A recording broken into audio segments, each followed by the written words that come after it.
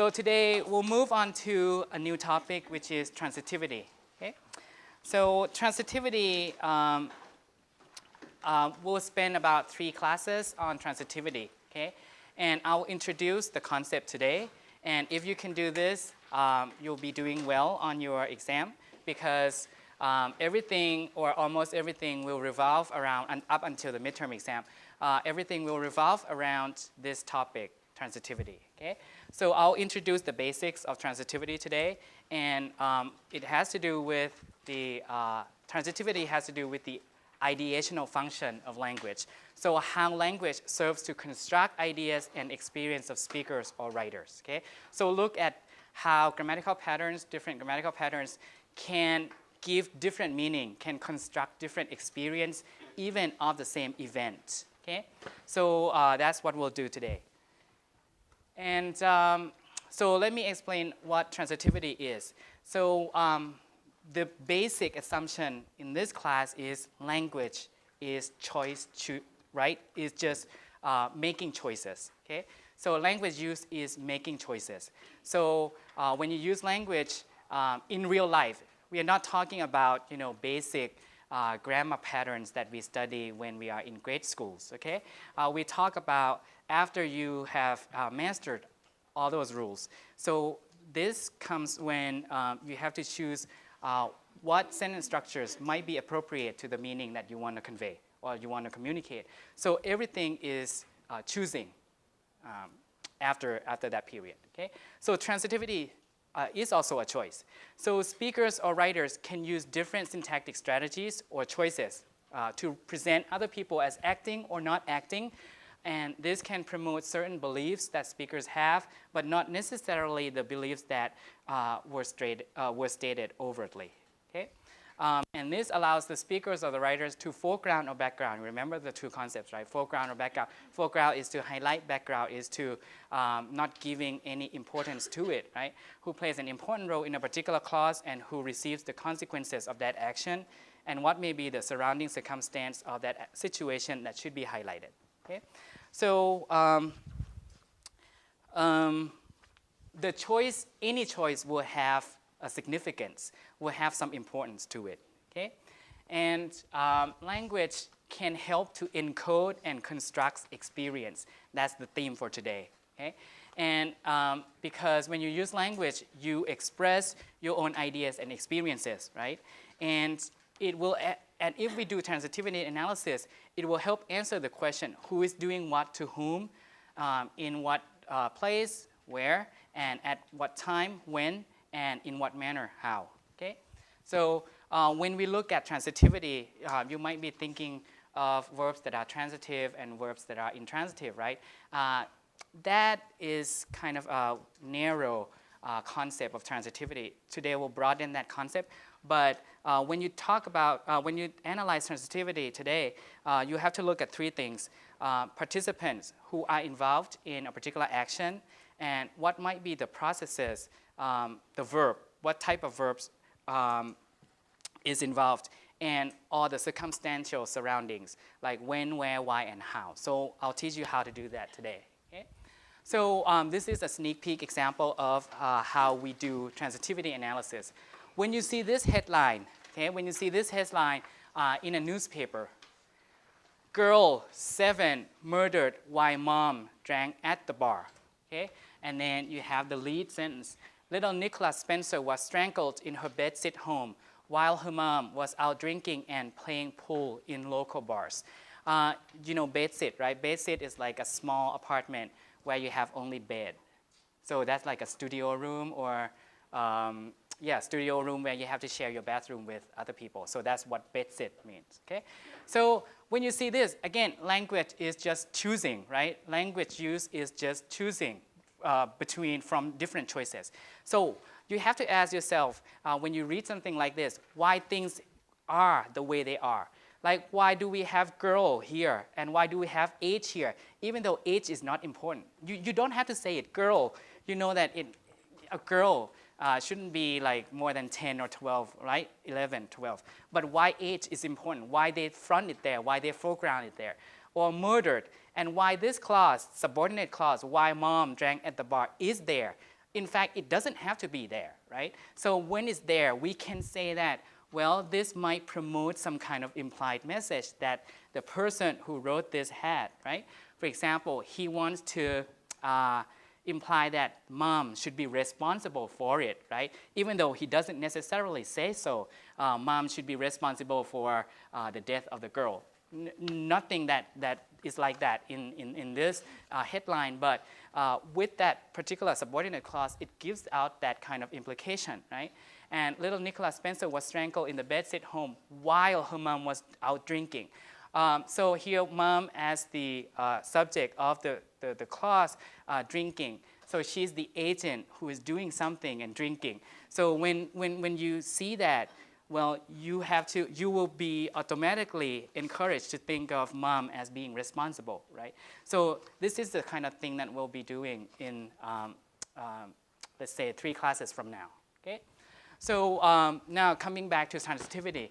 The transitivity model, the term transitivity here is much wider, much broader than that employed in the traditional grammar sense, where you think of a transitive verb as a verb that has an object, and intransitive verb is a verb that has no object, right? So we'll broaden that kind of distinction here.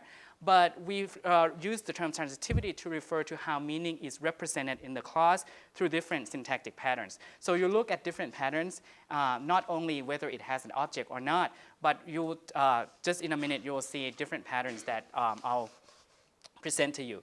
It shows how speakers encode in their sentences the mental picture of reality. So what do they think about reality? What kind of reality they have in their mind, so that when they use language, the reality is encoded in language, right? And how they accounted for their experience of the world, okay? And speaker represent reality through different process choices. So now we'll use the word process to refer to different kinds of verb, okay? So process in this case refers to different kinds of verbs, okay? So in other words, we will study how people are depicted as doing and who does what, to whom, and in what circumstances, and so on, okay? Let's see.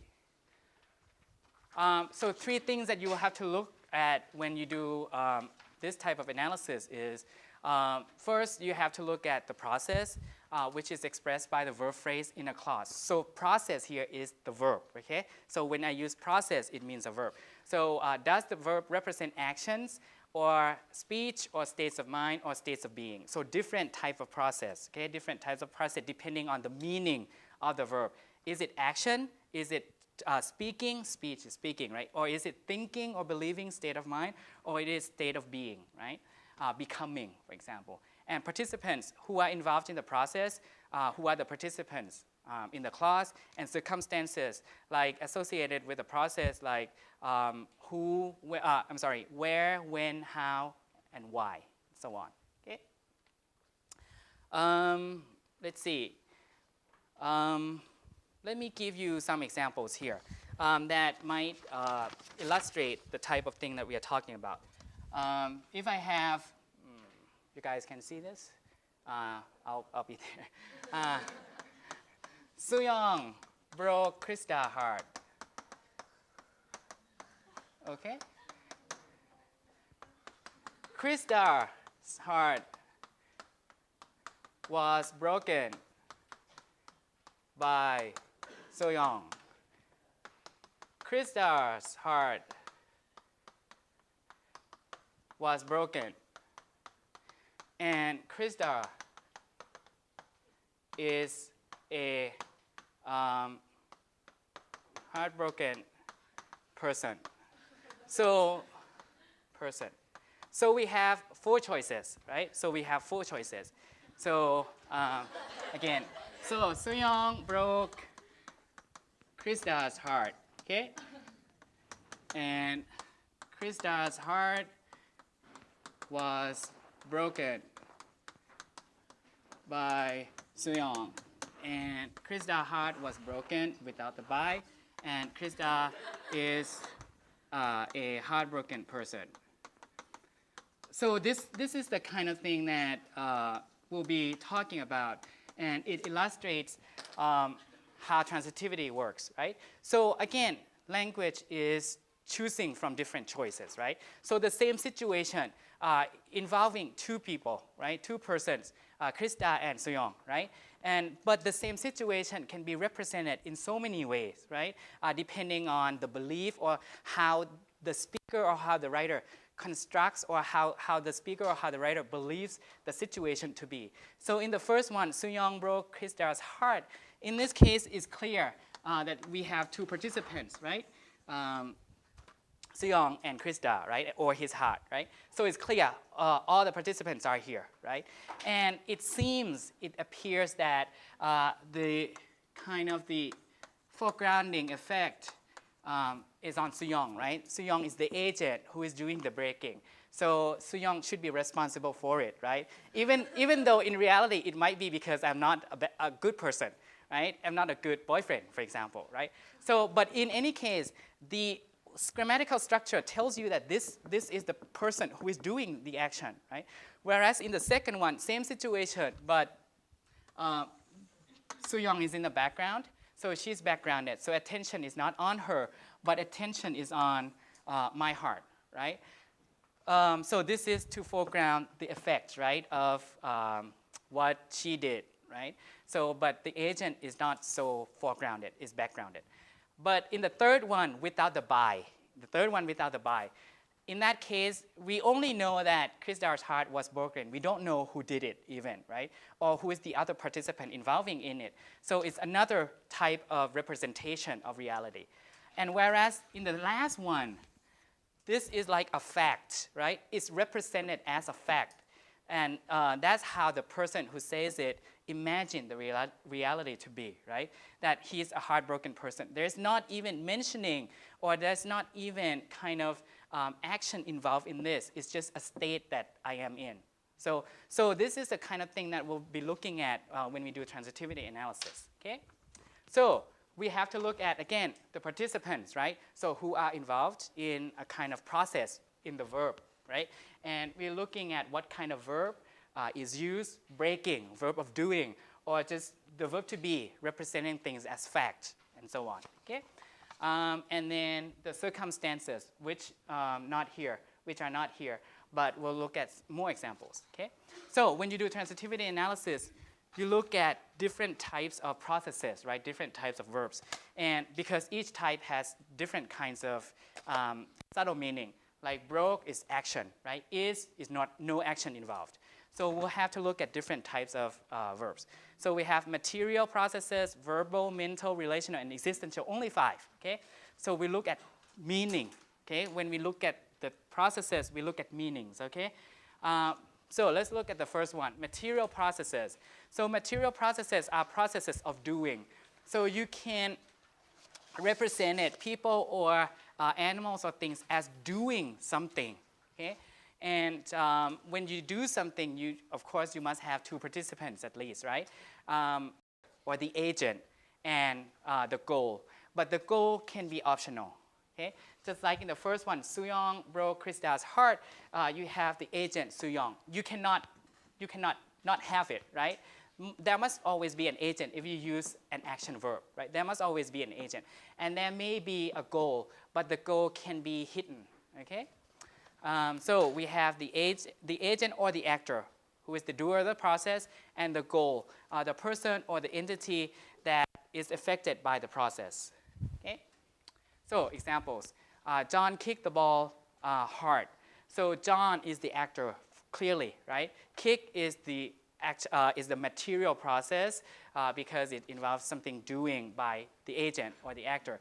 And then goal is the ball. It receives the kind of the force, right, from the actor. And then the circumstantial heart, in what manner, right? And the lion sprang from the bushes. In this case, there's no goal, okay? So as you can see, it doesn't matter whether it's transitive or intransitive verb.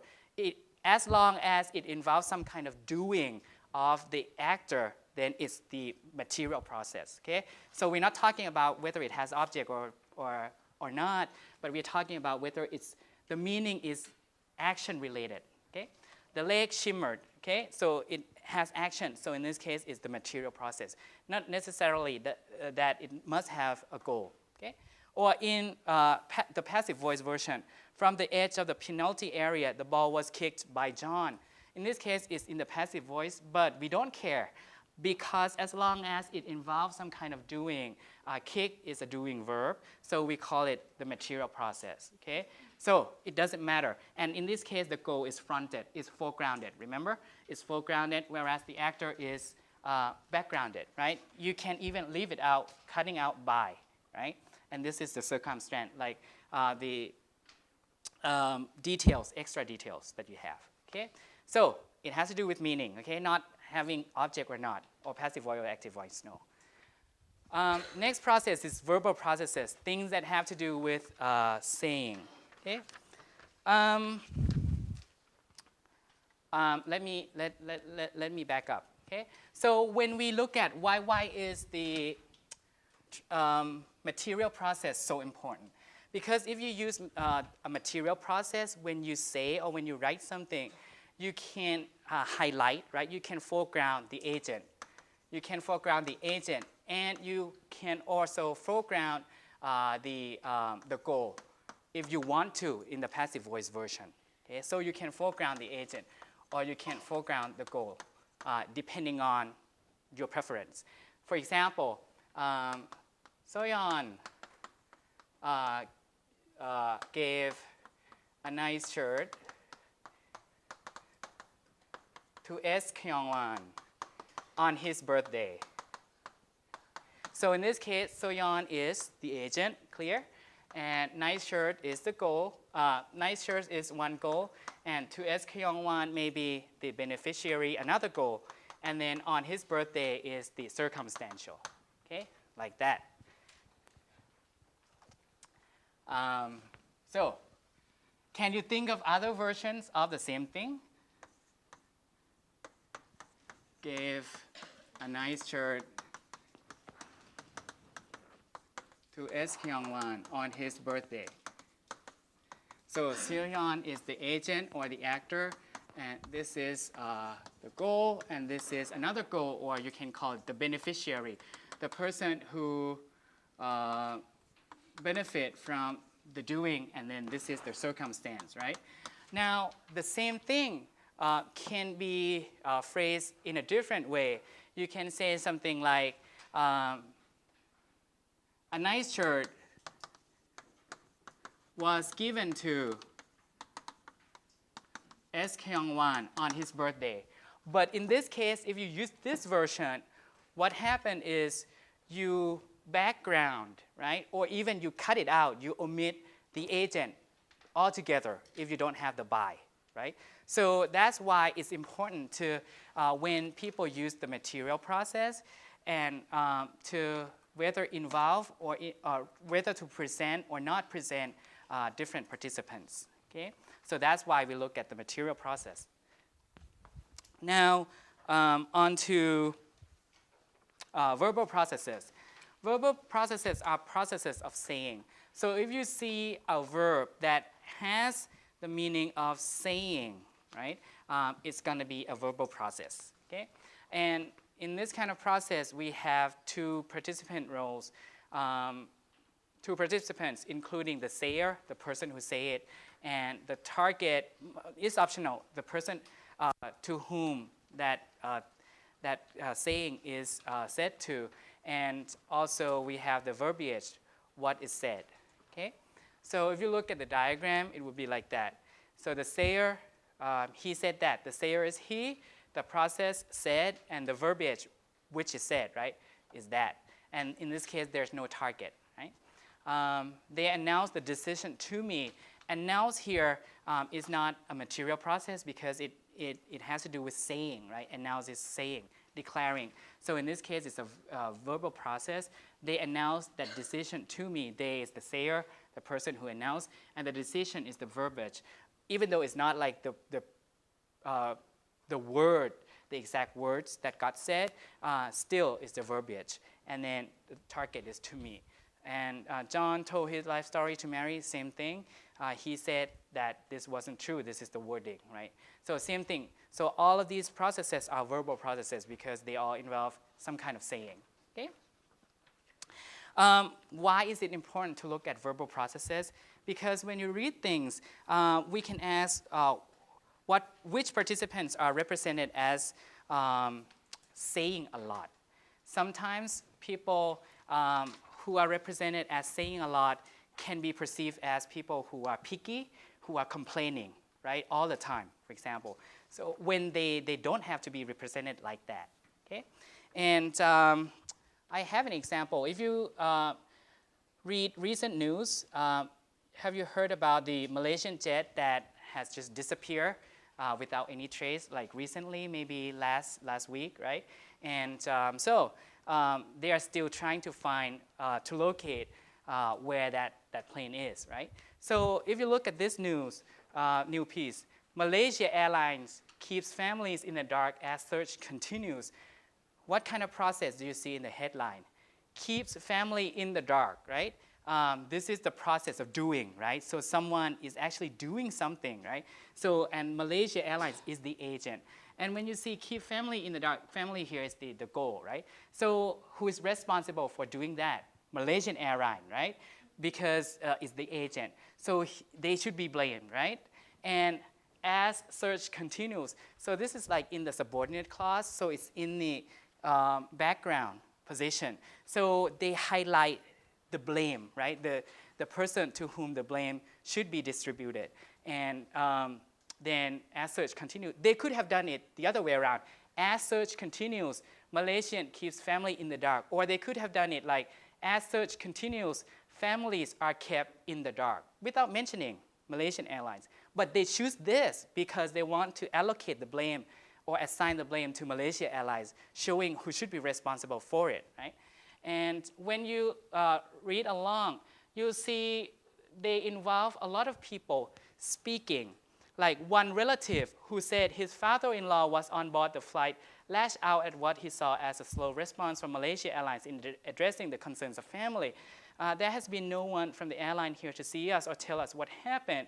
The man who declined to be named told reporters. So you see that why they have to involve people saying in here, just because they want to represent this as real, right? And also just from ordinary people. Do you know, let's say, he's in 26, said her 24-year-old friend from Tianjin was on board. Do you know who she is or he is? No, we don't know, right? And why is he important, or he or she is important to us? Just because they want to represent it as just an ordinary person, right? Having concern, showing worries for their relatives. That's why they are represented as saying something. And look, she's an only child, right? That's the verbiage that got shown in there, right? Why is that important here, or why is it represented here? Because, well, it's like also reported speech too, right? Direct reported speech, because it shows that, well, this is a worrying situation and we should do something to it. But Malaysian Airlines, on the other hand, doesn't do anything for it, and so on, right? So this is the kind of thing that we'll be looking at when we do a transitivity analysis, okay? So that's the importance of verbal processes. So some people are represented as saying or speaking too much, right? Or speaking from some point of view. Or if I say something like, I know I have to go to the other side, like, no, not this, sorry, the next one. Mental processes, the next one. Mental processes are processes that have to do with sensing and feeling. So if you have a verb that has to do with thinking, feeling, or sensing, it's a mental process, okay? And this process is internal.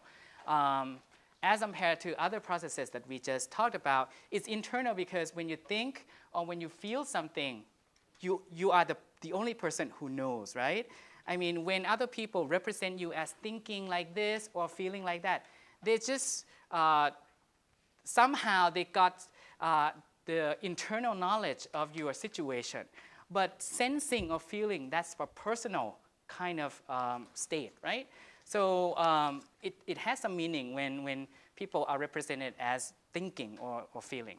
This category includes things like perception, seeing, hearing, reaction, liking, hating, and also cognition, thinking, understanding. So things that have to do with feeling or thinking. Participants include the sensor and the phenomenon. So, for example, John saw Mary. John is the sensor. Saw is the mental process because it has to do with thinking, feeling, or perceiving, understanding, right? Mary is the phenomenon. She likes Bach. She is the sensor. Like is the mental process. Bach is the phenomenon. She considered the question and so on. I thought it hard and so on. I thought the question hard and so on. Okay? So hard is the circumstance. So why is it important when people or things are represented using mental processes? Because sometimes it shows that you have access to their mind. So if you read in a news piece that the soldier was very sad, the soldier worried as he was firing at the enemies. How would you feel? The soldier was worried. The soldier worried. Let's see. The soldier worried as he was firing the enemies. You can see here the act of firing people, the act of killing people, which is the act that most people hate, right, and don't agree with, the act of killing.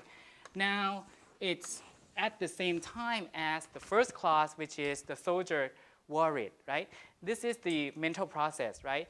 It shows like this soldier has some kind of humane feeling, right? The feeling of worry as he's doing that. So he doesn't really want to do that, but he had to do that. So it helps kind of partly absolve the brain or acquit him from this alone, right?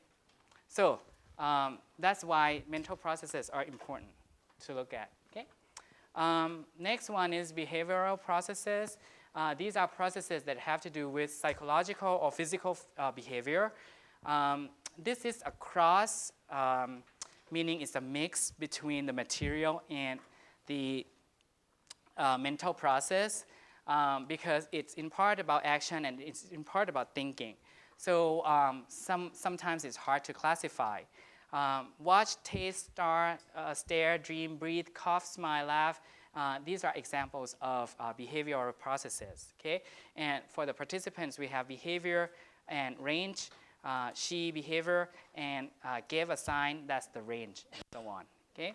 And maybe one differentiating clue is maybe you can ask, what did he do to? Or if you can do that, that's the action process, that's the material process. If you cannot ask that question, then it's the behavioral process. Okay? So like she waved her hands, for example. You cannot say, what did she do to her hands, and so on, right? So in this case, it's the behavioral rather than the material process. So that's one differentiating clue. Okay? And finally, relational processes. Relational processes are the process of being or having. Okay? So if you see that there's a relationship between two things, then you have the relational process. Okay? And for the participants, you have the carrier, the topic of the clause, and you have the attribute, a description, or the comment about the topic. Okay? And there could be so many types of relational processes, right? There could be so many types of relationship. For example, X is something, or X has something, or X is at or on or in some place. Okay? And these processes include things like define, verbs like define. Define, equal, refer to, belong to, and so on. Okay? Define, equal, refer to, belong to, because there is kind of a relationship between what's on the left side and what's on the right side, right? So when you see this kind of process, you can imagine having an equal symbol like this between A and B. A equal B, right? A equals B. A equal B, like this. A is referred to as, A can be defined as B, and so on, okay? Mary is wise, Tom seems foolish, Gil owns a guitar, Gil has some relationship with guitar, right? In terms of possession, Bill is at home and place, right? So you can put kind of equal sign, an equal sign between the left side and the right side. And why is it important to, or what kind of significance does it have to, for this type of process? When you represent something using relational processes, you represent it as a fact, when in fact it might be only an opinion, okay?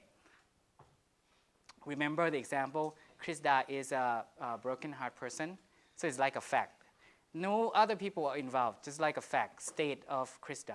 So in that case, it's just a fact, okay, rather than putting the blame on someone, okay, or putting the responsibility to someone. Finally, we have existential processes. This type of process is the easiest because you have verbs like appear, arise, ascend, come, emerge, erupt, exist, float, occur, with the not the verb, but I don't know what to call it, the word there. The word there as the dummy subject, the grammatical subject, not the verb, sorry, for the existent. So there was a party. There appeared a bright star. So this is what we call existential. Something just exists without other participants. Only one participant, which is the existent. Okay? Just like there was a heartbroken person named Krista, right? So to summarize, we have 5 or 6 different kinds of processes here: material, verbal, mental, behavior, relational, and existential. And the types having to do with meaning, right? So if it's doing, it's material. If it's saying, it's verbal. If it's sensing, thinking, feeling, mental. Behaving, behavioral. And if it has to do with some kind of relationship between X and Y or A and B, the being, relational process. And finally, existing, something just exists. That's the existential process, right? So what I want to do now is to do some practice on transitivity analysis. Okay, so I'll pass out this handout to each of you, and we'll look at some examples together first. Again, this is to continue the kind of topic that we talked about on Monday, right? So you know that in these days, colleges and universities have some pressure to operate like businesses, right? And education, especially higher education, has become a business, and they have to take on the kind of model of business in order to survive, right? And fortunately, a lot of institutions have taken some initiatives to operate and to survive. For example, universities offer online courses for people who cannot travel to campus, right?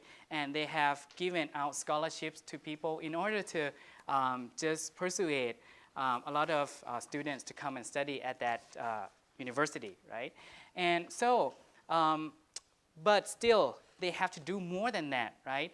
And we have to come to terms with the fact that students are my customers, right? And you guys are my customers.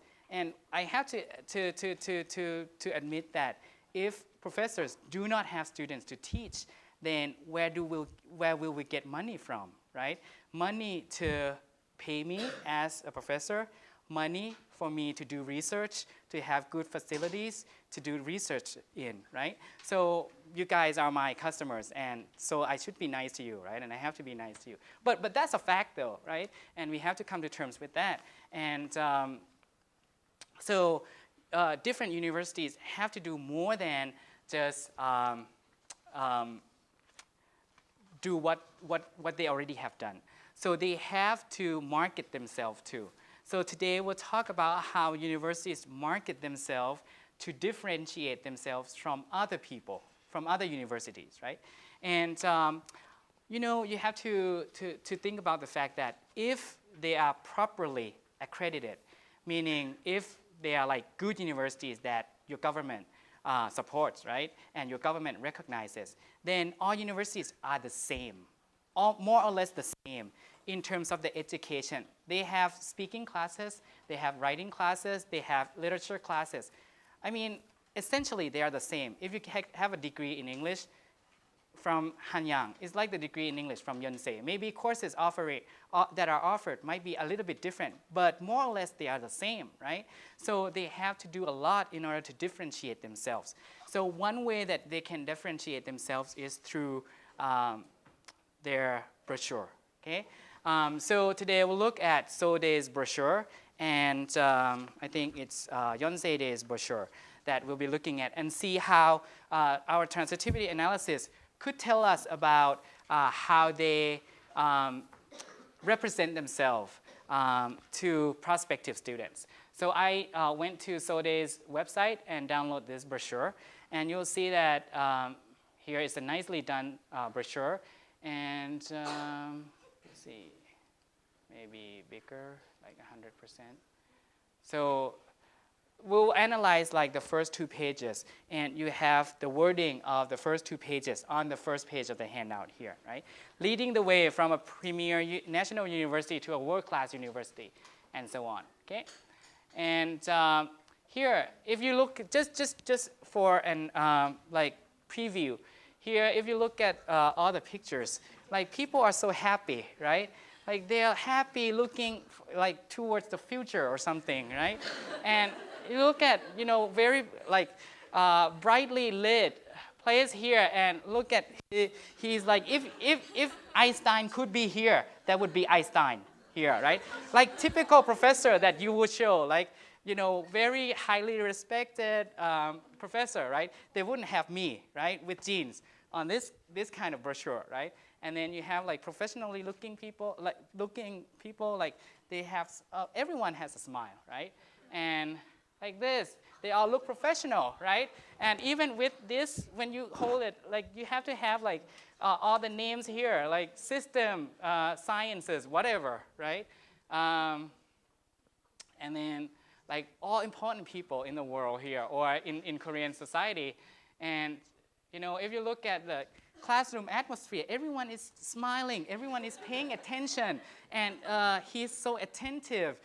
I mean, everyone is enjoying class, but in fact, some people might be doing kakao talk in real life, right? But do we see it here? No. Some people might be dozing off in class, right?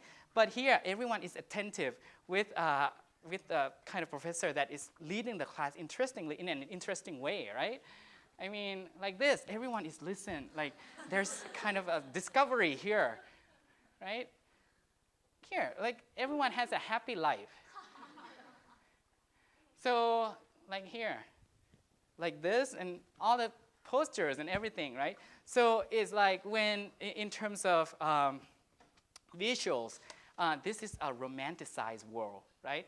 And it's a fake world in the sense that it's bogus, fake in the sense that, well, it's not real, right? But I understand that when you do it like this, you have to take the best shots of people, right? And put them here, right? But as consumers, we are consumers, right? As consumers of information like this, we have to be aware that these things are choices, things that are selected, right? And not only in terms of visuals, but also in terms of language also. So now we'll look at how different people are, or how Sodei is represented linguistically, right?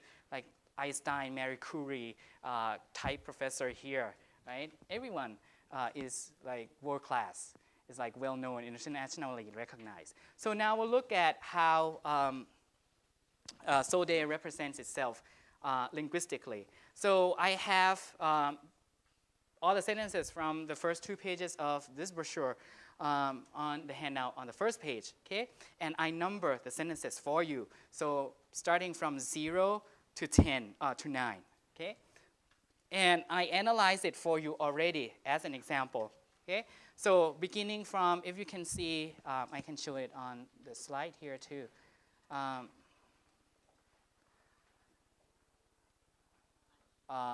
Something like this.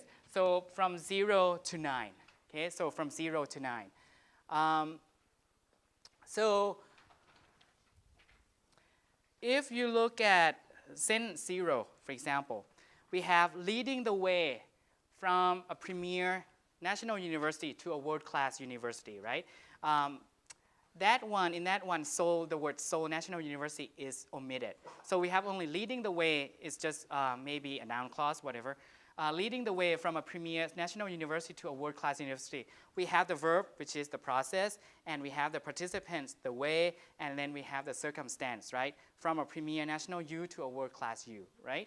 So what type of process is this? What type of process is this? Can you tell me? So I analyze each participant for you, and I put them in different boxes for you. Can you tell me what kind of process is it? What kind of verb is to lead? To lead is what kind of verb? Is it a verb of saying, a verb of thinking, or a verb of behaving, or what? Existing? What kind of verb is it? Does it have to do with action or not? If it has to do with action, then it's a material process, right? So leading here is a material process. So you can say material process, okay? So the participant, the way will be the goal, right? I didn't write down specify the name of the process because that's what we'll do together, okay? In sentence 1, welcome to SNU, Korea's first national university and indisputable leader of higher education in Korea. So you have the process welcome and then circumstance to SNU and the rest, okay? So welcome here is also a material process. So welcome someone, right?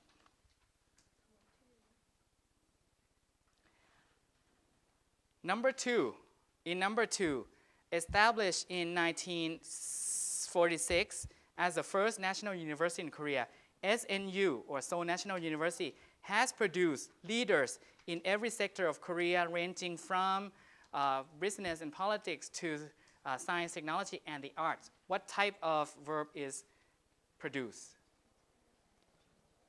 Verb of action, right? So it has to be the material process, okay? And SNU is the agent, and leaders is the goal, right? And so on. And you have the circumstantial, like established in 1946 and so on, and also in every sector of Korea, okay? In number 3, in teaching, research, and public service, SNU continues to set the standard of excellence. So what type of process is that? Material, right? So continue to set the standard. So doing something, right? So it's the material process. Number 4, the mission of SNU is to create a vibrant intellectual community where students, scholars from all over the world join together. So what type of process is it? Is relational, right? Number 5, so far so good. Number 5, SNU trains the most outstanding student in Korea. So train is material, right? Train, to do something. So SNU is the agent, train is the material process, and the most outstanding students is the goal, right? Where are we? Number 6 is first-year undergrad students belong to the top 1% of those who make Korea's national entrance exam. Belong to, what do you think? Relational, right? X belongs to Y, X is Y, right? So this is relational process, okay? Number 7, faculty members at SNU are also highly qualified and deeply committed to research and teaching. R is a relational process, okay? Not difficult, right? Number 8, of all faculty members, where are we? Of all faculty members, of all faculty members, 96.5%, 95.6% have doctoral degrees. So have is also a relational process, right? Possession. Okay? Number 9, more than one-third of the CEOs in the top 500 Korean companies are SNU graduate. Are relational process. So what do you see here as the major processes that are being used? We have 4 material processes and about 5 relational processes, right? So almost half and half, right? So what might be the significance of these processes? If you look at all the material processes, right? In sentence 0, for example, leading the way. Who is leading the way? Seoul National University, right? So they can highlight, even though they take it out, you can supply who is leading, right? So Seoul National University is doing the leading, right? So it foregrounds itself, it foregrounds its role as the leader, okay? And in sentence 1, welcome to SNU, right? The same thing. So they welcome the prospective students, right? Number 2, sentence number 2, same thing. SNU is doing the production of the leaders, right? So it's the agent again. Number 3, it's the agent. SNU continues to set the standard, right? All of these show the role or the kind of things that SNU has done or has been doing, right? So they portray themselves and they foreground themselves as the agent that have done something very important, right? And in number 3, if you look at continues, continue presupposes that they did something before, right? They continue it, right? So they must have done something before. So continue is like a very verb that is a verb that has presupposition, right? Or pre-assumption. Whereas in number 4, the mission of SNU is to create. So is a relational process, right? So it gives you a fact. There, right? So this is what their mission is. So it's a fact, okay? In number 5, same thing for material process. SNU is making something happen, right? Whereas in number 6, giving you a fact, belong to is a relational process. Its first year undergrad student belong to the top 1%. So that's a fact, right, that they give you. Same thing as number 7, people, faculty members are qualified and they are committed to research. Same thing as number 8 and number 9, right? Are all relational processes. But if you look at all the relational processes here, do you think that these are the things that can point to the quality of a university, even though they are factual? For example, in number 6, its first-year undergrad students belong to the top 1%. Is this why Seoul National University is good? Because the students are good. It should be the other way around, right? It should be because students are good, Seoul University is good. Seoul University is not congenitally, is not inherently good. It's good because its students are good, right? Same thing as number 7. Faculty members are also highly qualified and deeply committed to research and teaching. I mean, Seoul University is good because of those faculty members, right? But faculty members who are deeply committed to teaching and research are also elsewhere, at Hanyang or at Yonsei and other places, right? So these are not like evidence that other people don't have. These are not qualities that other universities don't have, right? And number 8, of our faculty members, 95.6 have doctoral degrees. I mean, 99.9% of faculty members in the US, if they are full-time faculty members, they have PhD degrees from prestigious universities around the world too. So again, this, even though it's a fact, if you consider it, is not like a piece of evidence that supports the fact that why Seoul National University is good, right? Because other universities have more or less the same thing, right? Other universities have people who have doctoral degrees. So not unique to Seoul National University, right? And number 9, more than 1/3 of the CEOs in top 500 Korean companies are SNU graduates. So is this why Seoul University is good? Because it can produce people who will become CEOs in the future? Really? This means that the goal of going to a university is to become CEOs or to become people of important positions in different companies or in different governmental offices. I mean, these are given as facts, and facts that support why they are good and why they are worth considering as your institution that you should go to, right? But if you really look deep down, I mean, these are not the things that distinguish them from other universities, right? Other universities have people who are committed to research. Other universities have faculty members that have PhDs. So these are not things that are unique to Seoul, but they are given these as facts that kind of try to persuade, right? Prospective customers, students, right, to them.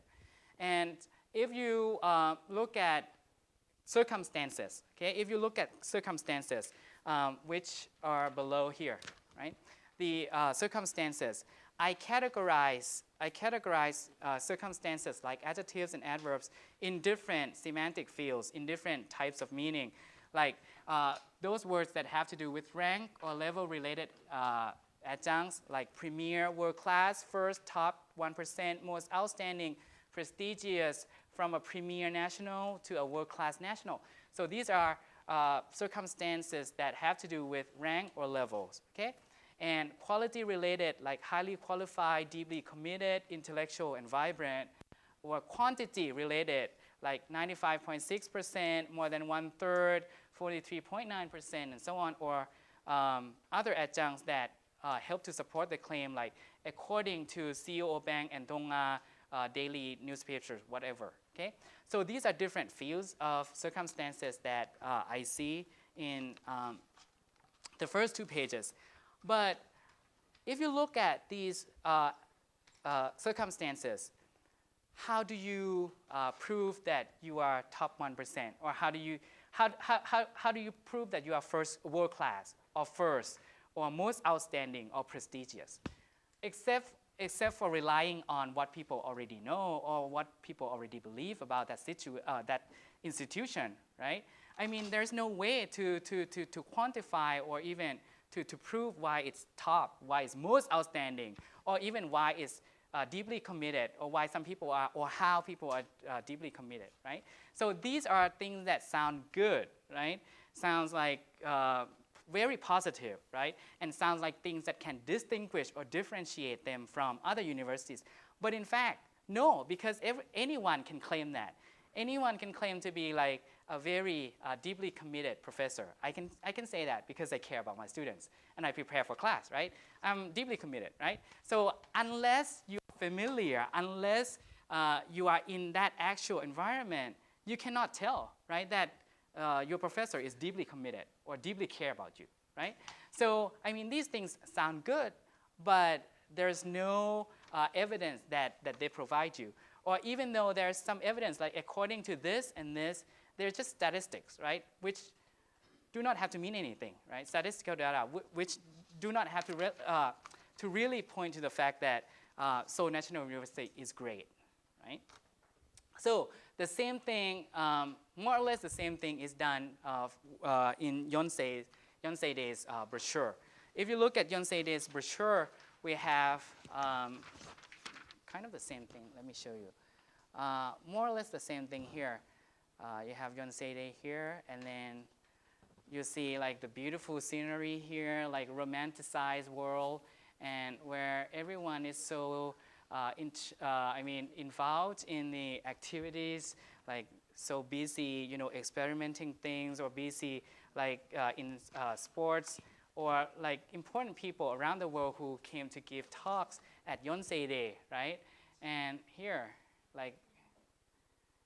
oh, professionally, like dressed people, like who are important people of Korea. Everyone is so interested in what they study, right? And like with attentive, professor. Class sizes are small and involving everyone in the conversation, in the discussion, everything like romantic world. And we don't see like disabled people who have maybe some kind of conditions that prevent them from learning, from accessing the classroom. We don't see like, a lot of diversities here. I mean, we don't see all those things, right? But we only see like only good things. So these are things that have been selected, right? So if you look at their brochure, more or less the same thing are presented. The oldest university in Korea, Yonsei was established in 1885 by Christian missionaries. Our mission is to educate further leaders. Let me change to this. Educate further leaders who will contribute to humanities in the spirit of truth of freedom. So can you categorize the processes here? In the first one, we don't have the process. We don't have the verb, right? The predicator is the process. We don't have that. So in this case, maybe it's the process of relation, right? So the class of Asia, a world-class university, Yonsei University 2013. So it's like Yonsei University is the class of Asia, a world-class university, right? So it's implied that it's a relational process.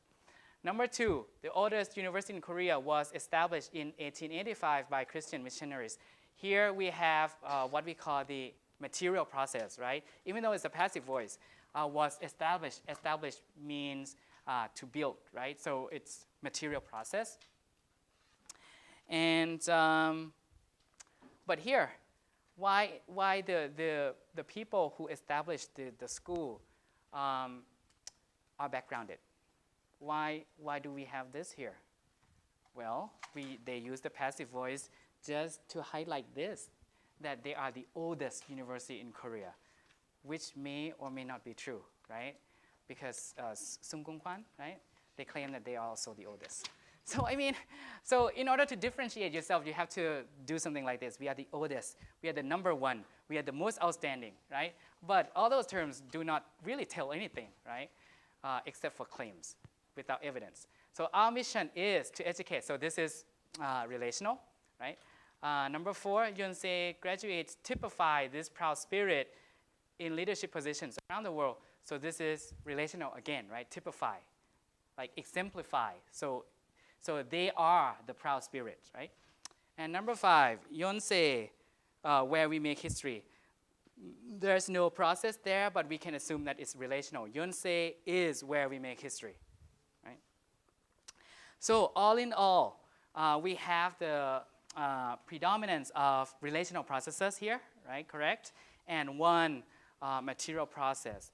Again, things are given to you as fact that you have just to take for granted, right? And if you look at the semantic fields of the circumstances, same thing, the class of Asia, they claim that they are already the class of Asia and already a world-class university, or the oldest, right? Or future leaders, right? And proud spirit, and so on, right? So all these nice words, same, you can categorize these circumstances in different categories below, right? Rank, quality, quantity, strengthening the claim, and so on, right? Again, what do we see as similar in two brochures? Well, they use all the rank-related, quality-related, or quantity-related circumstances, right, to differentiate themselves, right, from the competitors from other universities. So Seoulde, for example, uses things like top 1%, 95.6%, outstanding, committed, deeply committed. Whereas Yonsei, the class of Asia, world class, future leader, oldest university, right? So, but when they use these terms, these circumstances to differentiate themselves, the effects are that there's no differentiation at all, right? I mean, when they say we are top 1% or we are the oldest, I mean, why is that good? Or why, I mean, how is that related to the fact that the university is good though, right? So, I mean, in order to differentiate themselves, they have to rely on that kind of differentiation, right? Oldest, we are the oldest, so we are good. But in fact, everybody claims to be old. Everybody claims to have some kind of tradition. So I mean, at the end, as consumers, when we read all these things, they are all the same to us, right? Like unless you know beforehand, Seoul is the first university that everyone in Korea believes, right? Unless you know that, I mean, you cannot really differentiate Seoul from Yonsei just by looking at the brochures. So that's my point, though, that they have to differentiate themselves, but the results are that they cannot do the differentiation because they use the same kind of modifiers or same kind of circumstances and the same kind of processes to represent themselves, right? And you might ask me, if they don't do it this way, what else can they do? How else can they do it, right? I would say there's no other way to do it because everybody does it like this, and you as one institution that tries to be good, that tries to be national, you have to follow the league, right? You have to follow other people's doing. But so that's kind of a dilemma that they are in, right? They have to do it in a way that differentiates themselves, but at the same time, there's no other way to do it. You have to select the best shots of people, best shot of class, right? Best shot of professors to be on the brochure. You have to present yourself in the agent role if it's the material process. You have to use the fact in relational processes to represent yourself positively, and there's no other way to do that. Everyone has to do that, but as consumers, what's important in this class is as consumers, you have to be aware of this kind of thing that they use in linguistic terms, how people or how events are represented linguistically, because you are consumers, right, of universities or of news or of whatever, right, in society. So you have to be aware of how people use language. So that's an example that I want to show you. Now, another example that I want to show is an example of what I call chicklet. Chick is like an American slang term for women, right? Chick, right? Women, right? Chicklet is like women literature, something like that. Okay, chicklet is. So we take an example from Twilight, and we'll see how. Well, that one is not. So I think it's wrong. So I don't have it on this slide, but for people who are watching the video at home, I will have the class handout online. Okay. So there is a passage from Twilight. Okay, and this is a scene where the main protagonists are Bella, right, and Edward, right, and this is a scene where Bella was about to be run over by a truck, I think, or a car, and Edward, who has this supernatural power because he's a vampire, comes to rescue her, right? So this is where things happen, okay? So if you look at the handout here, I number the sentences for you. So number one, his hand was suddenly gripping under the body of the van, right? And something was dragging me, swinging my legs around like a rag dolls till they hit the tire of the tan car. So here we have Bella thinking, right? And describing the situation. His hand was suddenly gripping under the body of the van. So you see the verb gripping, right? His hand was gripping. So what kind of process is gripping? Gripping is material, right? Doing. So his hand is like Edward, right? Edward is the agent here. Edward gripping under the body of the van, right? So this is material. And then something was dragging me. Dragging, material again, right? Swinging my legs around like a rag dolls. Swinging, material again. So we have three material processes here till they hit the tire of the tan car. They here, I think, refers to legs, right? So we don't have to care about that one because now I want to pay attention to Edward and Bella, okay? Number two, Bella, are you all right? So this is the quote from Edward, so we can skip that, okay? Number three, I'm fine. My voice sounded strange. So we have sounded, right? So this is like a relational process of Bella, right? My voice sounded strange. I tried to sit up. I here refers to Bella, right? So I tried to sit up. So when you see two verbs like try to and then sit up, just look at the last one, okay? Last one is sit up, okay? So sit up. Sit up is what kind of verb? Sit up. No, it's not doing anything, right? Maybe behavioral, right? Behavioral, right?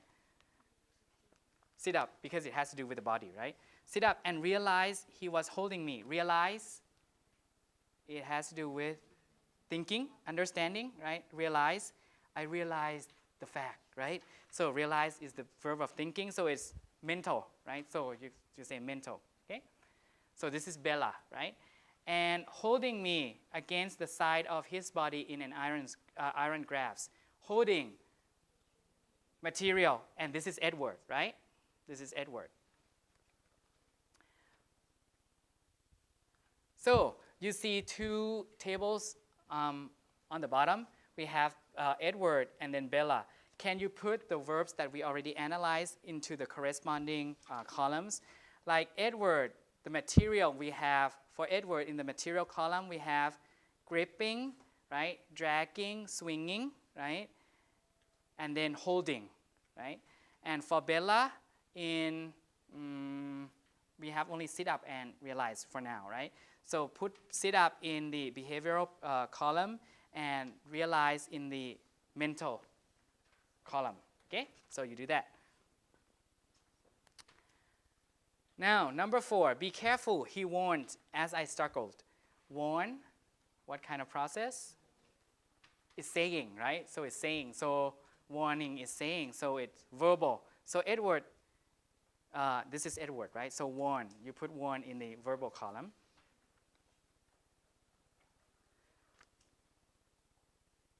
Struggle, you can say behavioral, right? Because it has to do with her body. So you put struggle in behavioral column of Bella, okay? Number 5, I became aware of a throbbing ache centered above my left ear. Became aware. Became aware, what do you think? It has to do with thinking, right? Perceiving, feeling, right? So became aware, so mental. So mental under Bella, okay? Became aware is mental under Bella. And then number 6, I said, again, verbal, right? Said is verbal under Bella. Okay, so far so good, not difficult. Number 7, his voice amazingly sounded like he was suppressing laughter. So his voice sounded like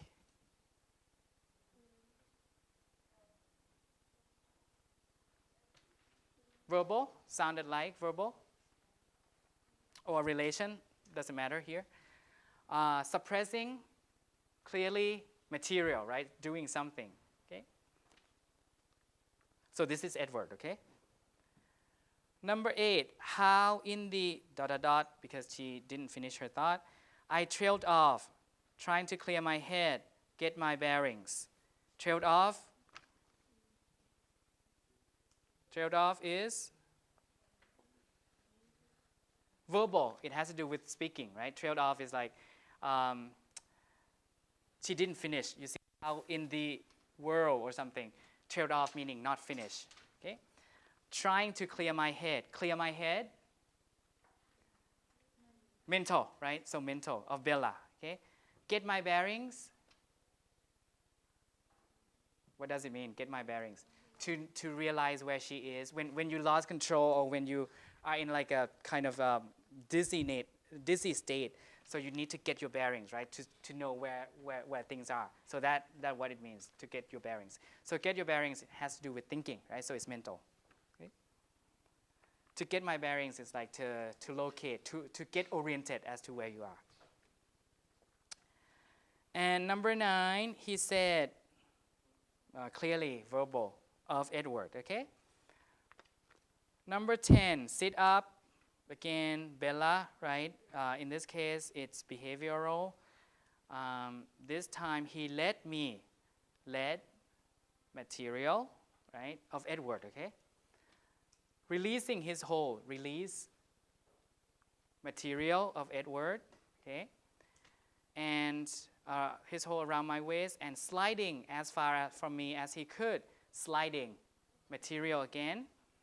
And then the rest, we have, I looked at his concern. Look, behavioral, okay? And innocent expression, and was disoriented again. Was disoriented again. Mental, right? Was disoriented again. And what was I asking him? Ask, verbal, right? So, looking from the tables that you have,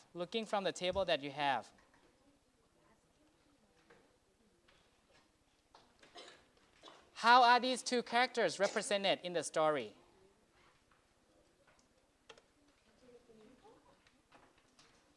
How are the two represented? What do you see under Edward? What do you see under Edward? Most of the processes are what? Material processes, right? Most of them, right? And some verbal processes that we see, right? So most in material processes, some in verbal processes. What about for Bella? Most mental, some verbal, and some behavioral, right? Do we see any material processes for Bella at all in this scene? No. So what kind of interpretation can we get from this type of representation? So in this type of representation, we can say that it's Edward who is the main agent, right? And in the material processes, right? So he's the agent that brings about things that happen in the world, right? And it is Edward who has the capacity for agentive action, right? To affect other entities, to affect Bella, and to affect the world, right? And other circumstances that show that include like in an iron grasp, for example. So he has a lot of power, right? For example. And, but Bella, on the other hand, in material processes, she's only the goal, right? That Edward acts upon, right? And all the processes, or almost all the processes representing Bella are like mental processes or verbal processes, right? So can we say that this is what chick lit or women lit tries to do, or this is the tendency of women's literature, in that female characters are always, or in most cases, are represented as being weak and being dependable upon men to protect her, and men can cause things to happen in the world, right? I think this is kind of the tendency for women to be represented like that, okay? And maybe this is an example. And also, have you seen this Hanguk